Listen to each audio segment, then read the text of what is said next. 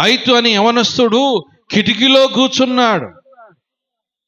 దేవుని వాక్యాన్ని వింటున్నట్టునే వింటున్నాడు, కానీ ఆ త్రోపక్కన కలిగిన ఆ కిటికీ పక్కన అటు చూస్తున్నాడు, ఇటు వింటున్నాడు, కానీ వదిలేస్తున్నాడు. కానీ ఆయన ఏమైనాడు?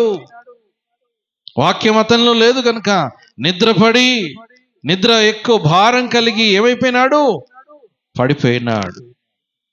వాక్యములో లేకపోతే కూడా క్రైస్తవుని యొక్క జీవితంలో, క్రైస్తవుని యొక్క హృదయములో దేవుని వాక్యము లేకపోతే కూడా పడిపోతాడు.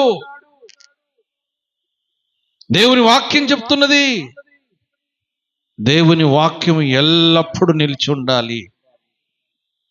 హల్లెలూయా.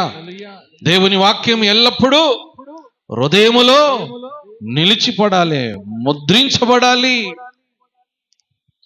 ఇది నా జీవితం.